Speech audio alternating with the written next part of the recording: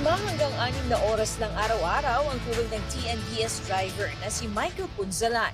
Iba-iba rin ang oras ng kanyang pagtulog. Oo, talagang hirap kasi siyempre, ang dami mong iniisip na bayarin. Binabangungot ka na sa bayarin.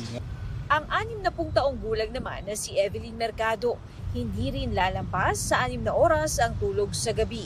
Putol-putol. Hindi na ako nakakatulog maigi. Lalo na pag masakit yung mga mga paa ko, kamay ko. Hirap na hirap talaga ako makatulog. At para makatulog, nanonood o naglalaro siya sa cellphone. Ang diskarte naman ni Ariel Maraguinor na isang chef para makatulog sa gabi ng mahimbing. Nagbubuhat ako minsan ganyan pag umaga para pagdating sa gabi, pagod ka na, makakatulog na po. Paliwanag ng isang sleep doctor, marami ang nahihirapang makatulog ng hanggang 9 na oras sa panahon ngayon. Nariyan na kasi ang infinity scrolling o panunood sa digital media. Dagdag pa kung maraming iniisip. Pero kailangang bigyang pansin ang maayos na tulog sa gabi para hindi maging iritable, antukin at makakalimutin.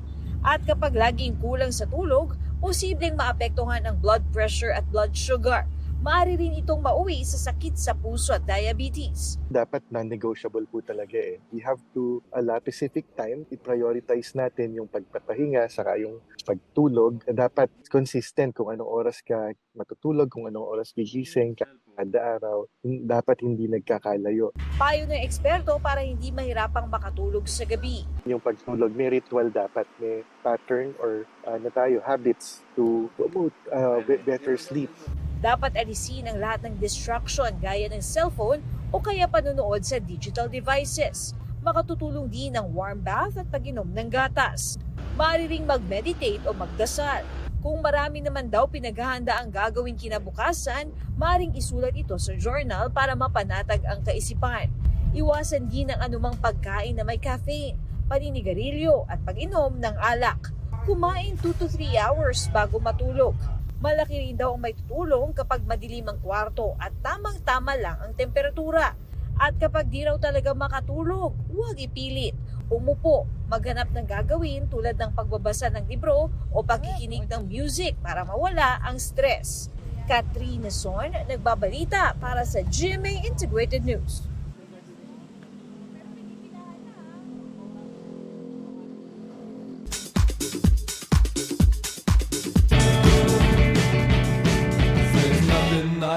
TikTok Clock host Herlin Budol, todo hataw kasama ang kanyang tatay.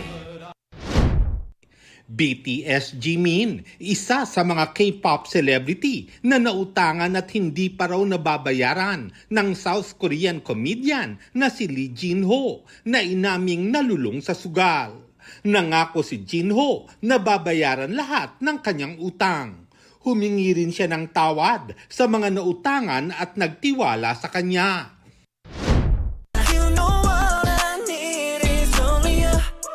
Music video ng Love Money Fame featuring American producer DJ Khaled.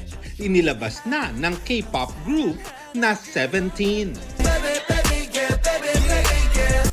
Lars Santiago nagbabalita para sa GMA Integrated News.